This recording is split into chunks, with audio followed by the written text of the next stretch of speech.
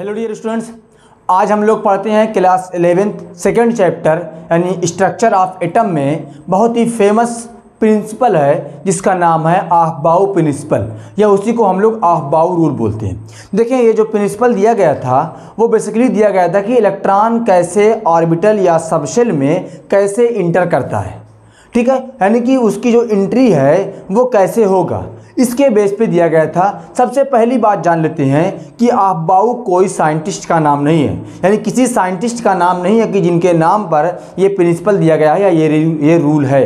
ये basically Aufbau एक German word है, ठीक है ना। ये एक जर्मन वर्ड है और इसका मतलब होता है कंस्ट्रक्ट, या इसको हम लोग क्या बोलें, बिल्डअप बोलते हैं, ठीक है ना। जैसे यानी कंस्ट्रक्शन, एक उसका ढांचा जो होता है उसको हम लोग जर्मन वर्ड में अफबाउ बोलते हैं। तो बेसिकली हम लोग इलेक्ट्रॉन को फील्ड करने के लिए एक ढांचा बनाते हैं, एक थोड़ा सा एक आइडिया लेते हैं कि इलेक्ट्रॉन कैसे ऑर्बिटल में कैसे कैसे फील्ड होंगे, उसकी एंट्री कैसे होगी, इसके बारे में हम लोग जानते हैं। तो बेसिकली हम लोग यहाँ पे समझेंगे कि इलेक्ट्रॉन कैसे फील्ड होगा। तो सबसे पहली बात जान लें कि अफबाउ प्रिंसिपल के अकॉर्डिंग हम लोग इलेक्ट्रॉनों को सबसे पहले उस ऑर्बिटल में इलेक्ट्रॉन को एंट्री करेंगे या फील्ड करेंगे जिसकी एनर्जी कम होगी। जैसे जैसे एनर्जी का ऑर्डर बढ़ता जाएगा वैसे वैसे इलेक्ट्रॉन आगे बढ़ते जाएंगे। तो बेसिकली यहाँ पे इलेक्ट्रॉन जो फील होंगे एनर्जी के इंक्रीजिंग ऑर्डर में, किस ऑर्डर में, इंक्रीजिंग ऑर्डर में। इलेक्ट्रॉन फील्ड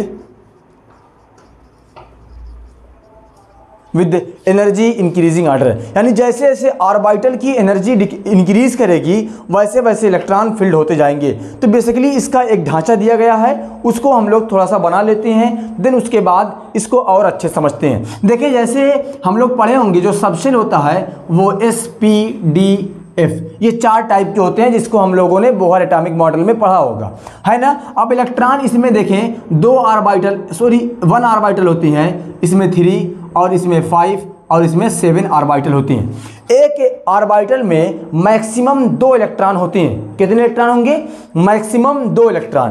तो इसमें मैक्सिमम 2 इलेक्ट्रॉन आएंगे, इसमें मैक्सिमम 6 इलेक्ट्रॉन, इसमें मैक्सिमम कितने आएंगे? 10, इसमें 14। तो ये मैक्सिमम इलेक्ट्रॉन फील्ड होंगे। अच्छा, अब इलेक्ट्रॉन कैसे फील्ड होंगे वो हम लोगों जानते हैं कि जैसे जैसे ऑर्बिटल की यानी एनर्जी ऑफ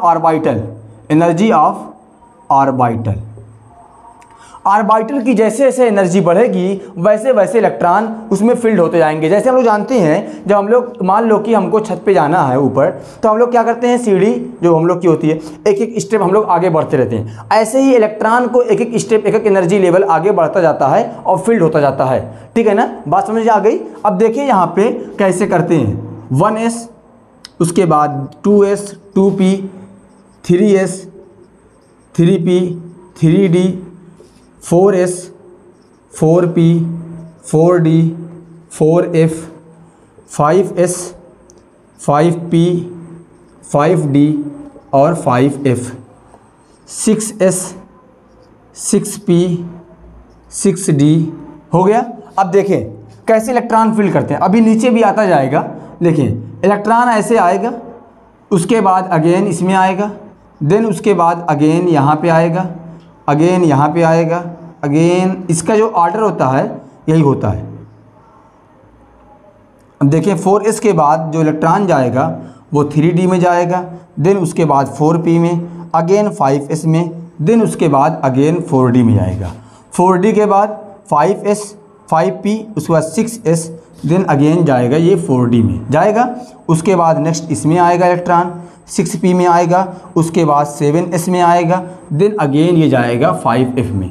ऐसे इलेक्ट्रॉन इंटर होते हैं। ये इलेक्ट्रॉन की एंट्री है। अगर इलेक्ट्रॉन यहाँ से इंटर हुआ देन उसके बाद यहाँ जाएगा, यहाँ जाएगा, उसके बाद यहाँ जाएगा, यहाँ आएगा, यहाँ आएगा, यहाँ, ठीक है ना। ये इसकी डायरेक्शन हो गई, इलेक्ट्रॉन की डायरेक्शन। कैसे कैसे इलेक्ट्रॉन फील होगा।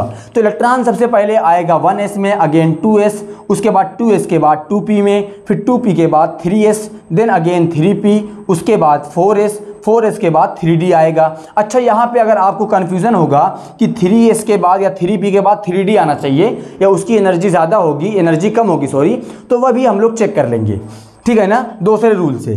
3d के बाद 4p, अगेन 5s, इसको हम लोग लिख लें यहाँ पे देखें 1s, उसके बाद जो एनर्जी ज़्यादा होती है 2s की, उसके बाद 2p, देन उसके बाद 3s, 3p, उसके बाद 4s, 3d, उसके बाद क्या आएगा 3d के बाद 5s, उसे देखें 5s के बाद कहाँ गया इलेक्ट्रॉन, 5s के बाद 4d, देखें 4d, उसके बाद आएगा 4d के बाद देखो कहाँ गया है इलेक्ट्रॉन, 4d कहाँ पे, यहाँ पे, उसके बाद 5p, उसके बाद इलेक्ट्रॉन कहाँ गया है 6s, उसके बाद इलेक्ट्रॉन गया है 5d में, गया है ना, देखें 5d के बाद कहाँ है 5p के बाद इलेक्ट्रॉन गया 6s में, उसके बाद 4f में, यहाँ पे सॉरी 4f के बाद देखो कहाँ पे गया है 5d के बाद देखो इधर 6p है ना, 6p के बाद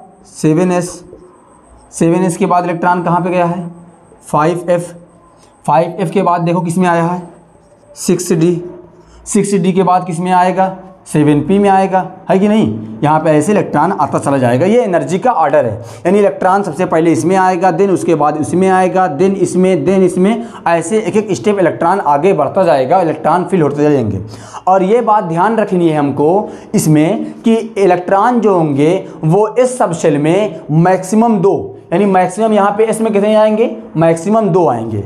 देखें इसमें मैक्सिमम 2 आते हैं, P में मैक्सिमम 6 और D कहाँ पे है, D में मैक्सिमम 10 और F में मैक्सिमम 14 इलेक्ट्रॉन आएंगे, ये मैक्सिमम होंगे। फॉर एग्जांपल अगर मैं सोडियम का इलेक्ट्रॉनिक कॉन्फ़िगरेशन करूँ सोडियम 11 का, तो क्या होगा, देखिए 11 इलेक्ट्रॉन है, 1s2 2s2 2p6, यहाँ पे कितने हो गए 10। अब अगेन यहाँ पे हम लोग ये नहीं कि 3s2 में इसमें 2 कर देंगे कि मैक्सिमम 2, कितना बचा है हमारे पास 1 बचा है तो 1 कर लेंगे, है ना। तो आहबाऊ ने कहा कि जैसे जैसे जो ऑर्बिटल की एनर्जी होती है, सबशेल की एनर्जी होती है, इलेक्ट्रॉन वैसे वैसे आगे एक एक स्टेप में इलेक्ट्रॉन फिल होते चले जाएंगे, है ना। लेकिन आहबाऊ रूल के कुछ एक्सेप्शन है। पहला एक्सेप्शन जो हम लोग जानते हैं क्रोमियम 24, कितना है क्रोमियम 24, देखें इसका इलेक्ट्रॉनिक कॉन्फ़िगरेशन करें 1s2 2s2 2p6 3s2 3p6 4s1 3d5, जबकि यहाँ पे होना कितना चाहिए था, होना चाहिए था यहाँ पे 4s2 3d4 होना चाहिए था, लेकिन है कितना 4s1 3d5 है, यानी कि ये एक एक्सेप्शन है, तो इस पे स्टार पॉइंट लगा ले। अच्छा, एक्सेप्शन क्यों है, क्योंकि यहाँ पे जो d5 होता है वो हाफ फील्ड स्टेट है। देखें d में कितने ऑर्बिटल होते हैं, 5 ऑर्बिटल, एक एक इलेक्ट्रॉन फील्ड होगा, देखें एक एक इलेक्ट्रॉन फील्ड हो रहा है, ये हाफ फील्ड कंडीशन है कि एक एक ऑर्बिटल में एक एक इलेक्ट्रॉन है, तो ये हाफ फील्ड है। इसमें देखें एक ऑर्बिटल होता है, एक इलेक्ट्रॉन, ये भी हाफ फील्ड है। हाफ फील्ड कंडीशन जो होती है वो स्टेबल होती है, हाफ फील्ड कंडीशन या फुल फील्ड कंडीशन दोनों स्टेबल होती है, इसीलिए ये स्टेबिलिटी को गेन कर लेता है, इसीलिए यहाँ पे इसका जो इलेक्ट्रॉनिक कॉन्फ़िगरेशन है 4s1 3d5। उसके बाद एक देखें कापर Cu29 होता है एटॉमिक नंबर, देखें 1s2 2s2 2p6 3s2 3p6 4s1 और 3d10 होता है।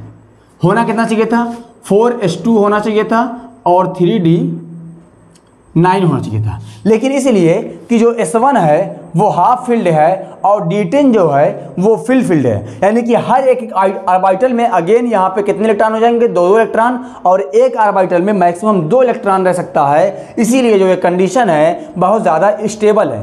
तो हम लोग समझ गए कि यहाँ पे 2 एक्सेप्शन हैं जो हमारे पास। उसके बाद देखें एक 46 है, 46 में हम लोग पढ़ेंगे तो जो एस ऑर्बिटल आता है उसमें इलेक्ट्रॉन जो होते हैं वो 0 होते हैं, कितने होते हैं, 0 होते हैं। 44 ये भी आपबाउ प्रिंसिपल का क्या है, एक्सेप्शन है। अब इसके बाद हम लोग देखते हैं आपबाउ प्रिंसिपल को और अच्छे समझने के लिए। बाय द वे अगर हमको ये ऑर्डर भूल गए, हम मान लो किसी स्टेप में हमको कन्फ्यूजन है कि यहाँ पे 4s ज़्यादा होगा या 3d की एनर्जी ज़्यादा होगी, तो हम एक रूल पढ़ते हैं n+l रूल, n+l रूल, उससे हम लोग कैलकुलेट करेंगे कि आपबाउ प्रिंसिपल की जो एनर्जी है वो किस ऑर्बिटल की एनर्जी ज़्यादा है।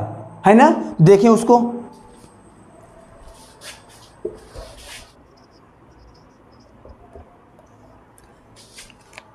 देखिए n+l रूल, n+l रूल कहता है कि जब n+l यानी the value of n+l value is directly proportional to energy. सीधे समझ लें कि अगर n+l का जो सम आएगा, जो उसकी वैल्यू आएगी, जितनी ज़्यादा होगी उस सबशेल की एनर्जी उतनी ज़्यादा होगी, उस ऑर्बिटल की एनर्जी उतनी ज़्यादा होगी। तो देखें ये रूल क्या कहता है, पहला पॉइंट ये रूल हमको कहता है कि जो n+l value is lower then energy of subshell is lower and electron are enter first. क्या कहता है कि जिसकी n+l की वैल्यू लोअर होगी, कम होगी, उसकी एनर्जी भी कम होगी, या यहाँ पे सबशेल कर लें, ऑर्बिटल कर लें, दोनों बात यहाँ पे मत्सेंस वही एक ही होगा, ठीक है ना। सबशेल की एनर्जी कम होगी और इलेक्ट्रॉन उसमें पहले इंटर होगा। क्या कहा, अभी n+l की वैल्यू निकाल के आप लोगों को दिखाते हैं। उसके बाद दूसरा रूल देखिए क्या कहता है, अगर मान लो बाय द वे कोई ऐसा आ गया जिसकी n+l की वैल्यू सेम आ गई, मान ले दो हम लोगों ने सबशेल लिया, ठीक है ना, और दोनों की जो एनर्जी थी वो सेम आ गई, तब क्या करेंगे, तब उसके लिए है if n+l value of two orbital, यहां पे सबशेल कह ले, छोड़ो, are same then n greater value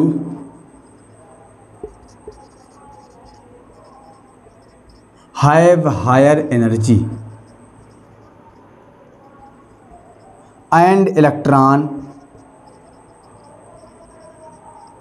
are inter